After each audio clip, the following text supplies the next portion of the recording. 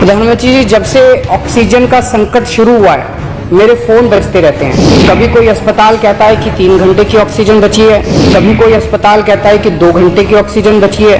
हम कारण जानने की कोशिश करते हैं तो पता चलता है कि पीछे किसी राज्य ने दिल्ली के लिए ऑक्सीजन लाने वाले ट्रक को रोक रखा है। अगर दिल्ली में ऑक्सीजन की फैक्ट्री नहीं है तो क्या दिल्ली के 2 करोड़ लोगों को ऑक्सीजन नहीं मिलेगी?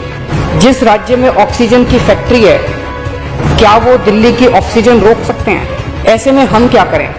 और सर, मैं आज ये जानना चाहता हूं कि अगर आज या कल या किसी भी टाइम हमारे दिल्ली के किसी अस्पताल में अगर 1 घंटे की, आधे घंटे की, 2 घंटे की ऑक्सीजन बच जाए और लोगों की मरने की नौबत आ जाए तो मैं फ़ोन उठा के केंद्र सरकार में किससे बात करूं? सर, मैं ये जानना चाहता हूं कि अगर कोई राज्य दिल्ली के कोटे की ऑक्सीजन का ट्रक रोक ले तो मैं फ़ोन उठा के किससे बात करूं? तुरंत कोई कठोर और सार्थक कदम नहीं उठाया गया तो शायद दिल्ली के अंदर कोई बहुत बड़ी त्रासदी हो सकती है। मैं आपसे मार्गदर्शन चाहता हूं सर। कुछ ही राज्य हैं जहां से मैक्सिमम दिल्ली की ऑक्सीजन आती है और जहां सबसे ज़्यादा हमारे ऑक्सीजन के ट्रक रोके जा रहे हैं। मेरी आपसे विनती है, अगर आप उन राज्यों के मुख्यमंत्री को एक बार बोल दें, फ़ोन कर दें कि हमारे ऑक्सीजन के ट्रक ना रोकें तो दिल्ली के लोगों को ऑक्सीजन मिल जाएगी। प्रधानमंत्री जी, कोरोना से देश को बचाने के लिए एक नेशनल प्लान बनना चाहिए। इस नेशनल प्लान के अंतर्गत देश के सभी ऑक्सीजन प्लांट्स को तुरंत आर्मी के जरिए केंद्र सरकार टेक ओवर करे।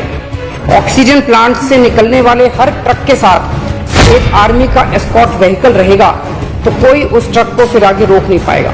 लगभग 100 टन ऑक्सीजन उड़ीसा और वेस्ट बंगाल से आनी है। हम परसों से, जब से कोटा बढ़ा है, हम कोशिश कर रहे हैं उस ऑक्सीजन को दिल्ली लाने की। मेरा आपसे निवेदन है कि यहाँ से ऑक्सीजन अगर हो सके तो हमें हवाई जहाज से उपलब्ध करवाई जाए, और नहीं तो जैसा अभी बताया गया, आपका आइडिया है ऑक्सीजन एक्सप्रेस शुरू करने का, वो ऑक्सीजन एक्सप्रेस शुरू करके वेस्ट बंगाल और उड़ीसा से हमें ऑक्सीजन दिलवाई जाए। आइडिया नहीं, ऑलरेडी चल रहा है सर। दिल्ली तक नहीं पहुंच पा रही, हमारी दिल्ली तक नहीं आ रहा। उसमें अगर हमें दिल्ली के लिए भी कॉरिडोर मिल जाए तो आपकी बड़ी मेहरबानी होगी। प्रधानमंत्री जी, हमारे देश के वैज्ञानिकों ने इतने कम समय में जो वैक्सीन बनाई है, इसके लिए हमारे वैज्ञानिक साधुवाद के पात्र हैं। आपने इसमें जो प्रयास किए, आपका बहुत बहुत शुक्रिया। अभी सर, केंद्र सरकार ने आदेश जारी किए हैं कि 1 मई से राज्य सरकारें सीधे कोरोना वैक्सीन खरीद सकती हैं। इसके बाद एक वैक्सीन की कंपनी ने अपने रेट जारी किए हैं कि वो केंद्र सरकार को 150 रुपये में और राज्य सरकारों को 400 रुपये में देंगे।